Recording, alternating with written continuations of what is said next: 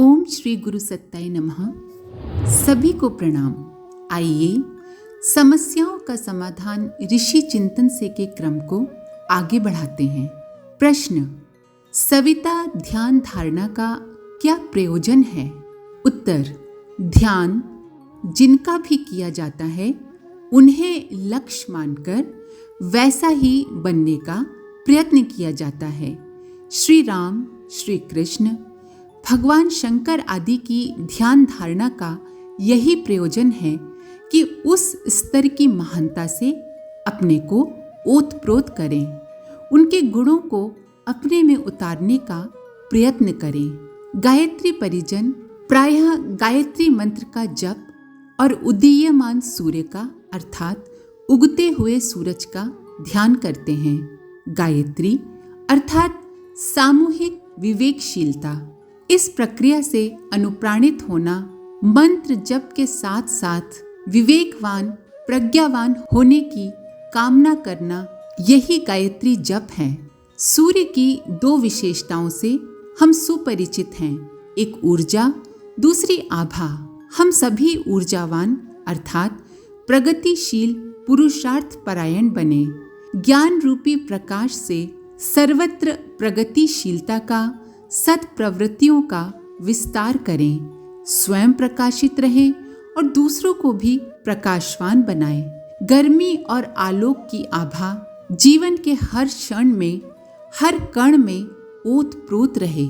यही सूर्य ध्यान का मुख्य प्रयोजन है। ध्यान के समय शरीर में ओजस, मस्तिष्क में तेजस और अंतःकरण में वर्चस अर्थात दिव्य प्रकाश की अविच्छिन्न वर्षा हो रही है, ऐसी भावना की जाती है।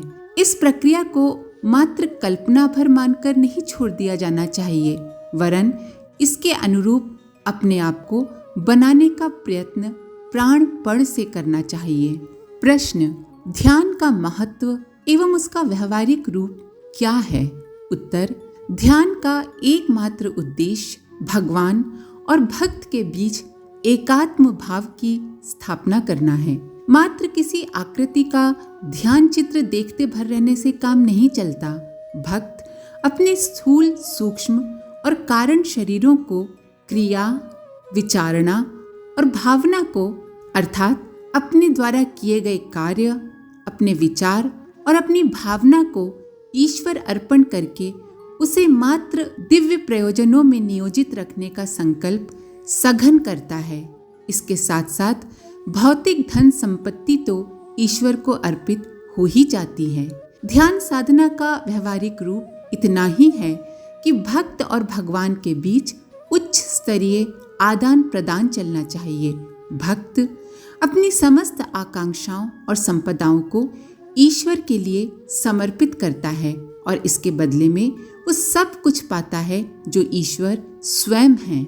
समर्पण का तात्पर्य है व्यक्तिगत भौतिक महत्वाकांक्षाओं की समाप्ति और उसके स्थान पर ईश्वर इच्छा के प्रति पूर्ण समर्पण, उच्च आदर्शों की अपने अंदर स्थापना। इसी मान्यता को अंतःकरण में यथार्थवादी निष्ठा के साथ स्थापित करने को आत्मसमर्पण कहते हैं। ध्यान के द्वारा इसी निष्ठा को परिपक्व किया जाता है। प्रश्न: ध्यान योग का उद्देश्य क्या है?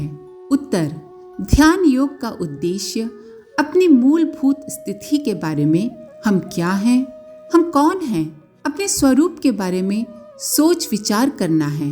विस्मरण का निवारण अर्थात हम अपना सही स्वरूप कि हम ईश्वर के अंश हैं, इसके बारे में भूल चुके हैं। ध्यान के माध्यम से उस स्मृति को जगाना, आत्मबोध की भूमिका में जागरण, यही है ध्यान योग का लक्ष्य। इसमें ईश्वर का स्मरण किया जाता है, अपने स्वरूप का अनुभव किया जाता है। जीव और ब्रह्म के मिलन की स्मृति फिर से ताजा की जाती है और यह अनुभव किया जाता है कि जिस दिव्य सत्ता से एक तरह से हमने संबंध विच्छेद कर रखा है, जिसे हम एक प्रकार से भूल चुके हैं, वही हमारी जननी और परम शुभ चिंतक हैं। इतना ही नहीं, वो कामधेनु की तरह सशक्त भी है। कि उसका पेय पान करके देवोपम स्तर का हम लाभ ले सकें। कल्प वृक्ष की छाया में बैठकर सब कुछ पाया जा सकता है।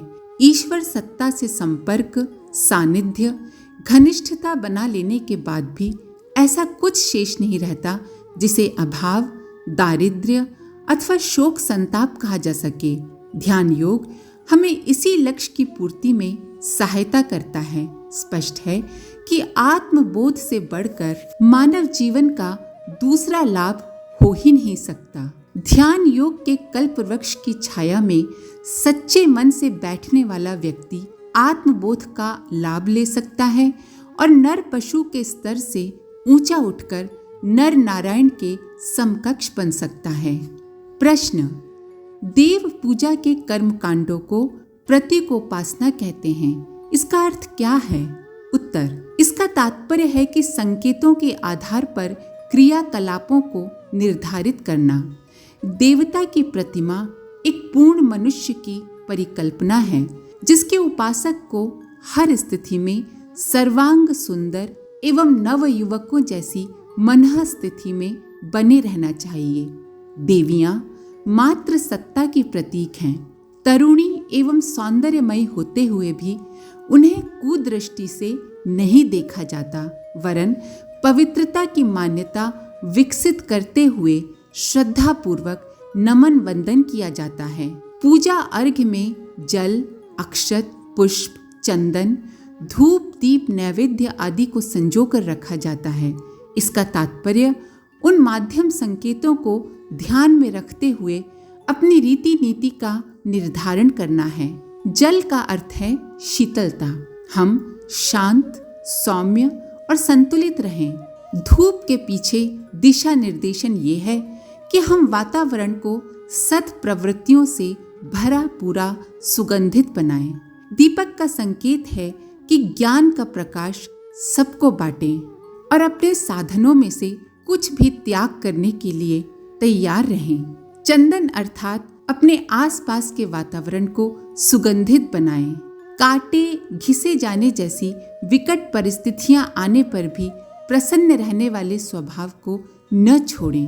पुष्प अर्थात हंसते हंसाते, खिलते खिलखिलाते रहने की प्रकृति अपना लें। नैवेद्य अर्थात अपने उपार्जन का एक अंश दिव्य प्रयोजनों के लिए दें।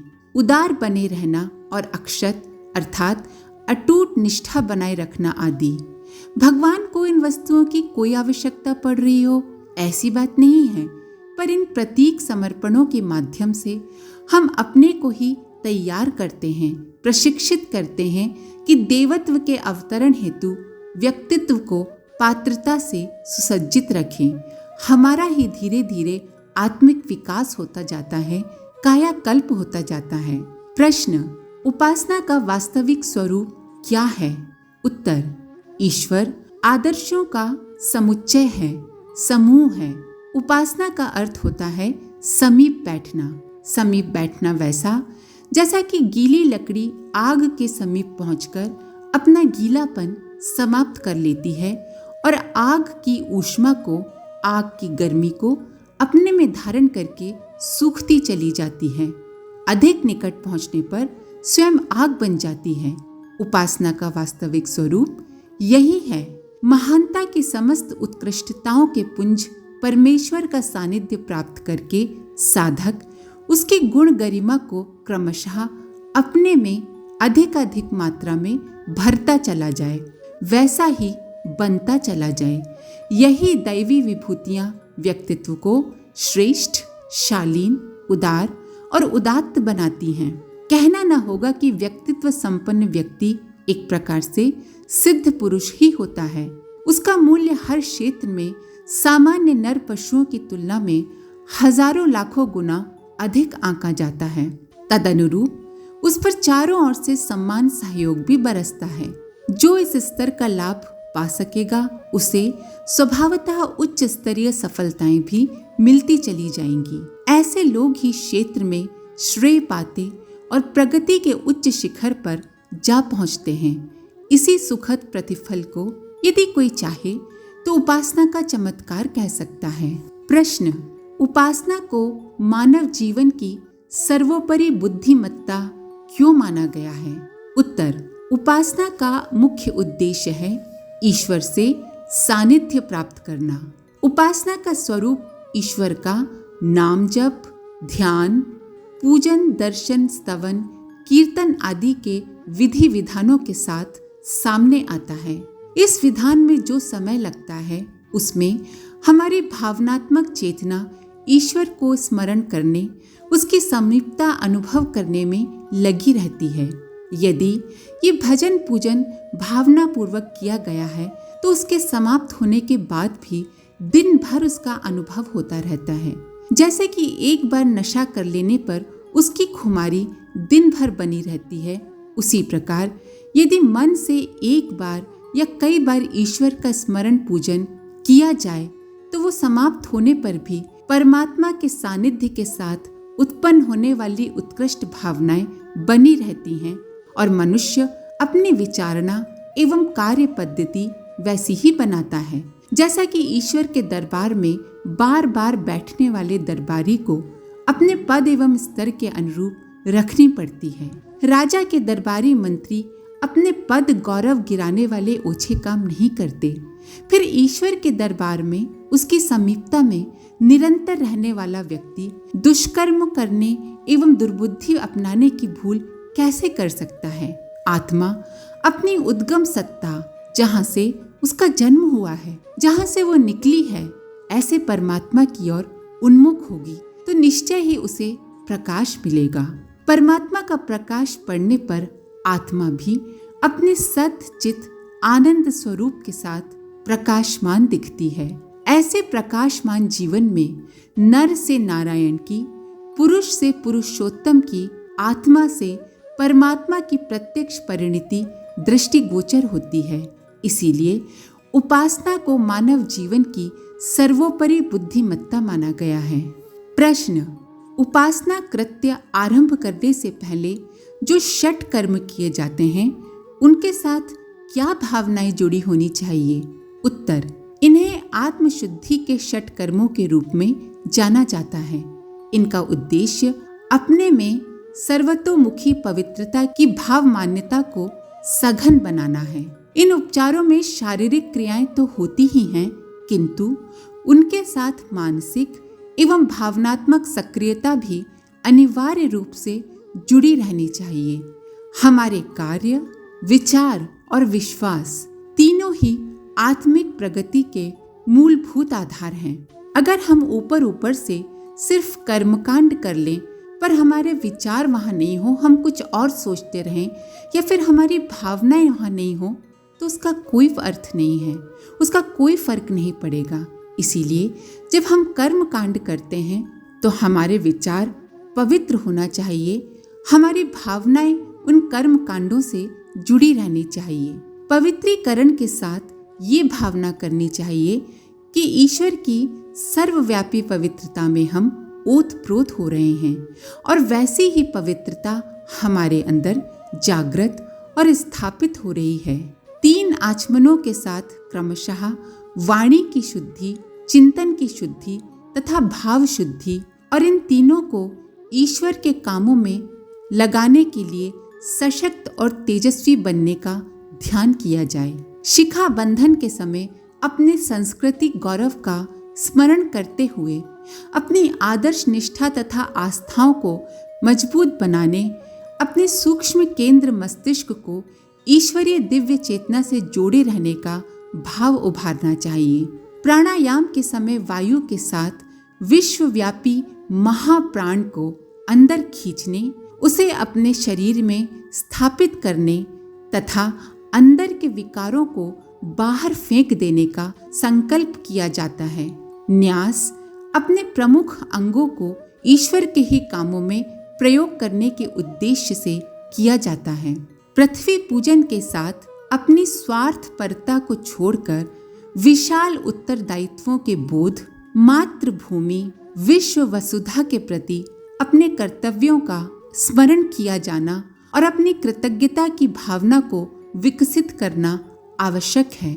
हमें सबके प्रति कृतज्ञ होना चाहिए। इस संसार में जो भी जड़ है जो भी चेतन है उस सब के प्रति हमें कृतज्ञ होना चाहिए, क्योंकि उनके बिना हमारा ये जीवन नहीं चल सकता। षट कर्मों द्वारा अपने आप को देव शक्तियों के अनुरूप बनाकर फिर उपासना का क्रम चलाया जाता है। आज के लिए इतना ही। अपने विचार कमेंट बॉक्स में जरूर लिखें। आप सभी का धन्यवाद। ओम शांति। हमारे YouTube चैनल को सब्सक्राइब करें और बेल आइकन को दबाकर ऑल पर क्लिक करें ताकि आने वाले सभी वीडियोस की नोटिफिकेशन आपको मिलती रहे।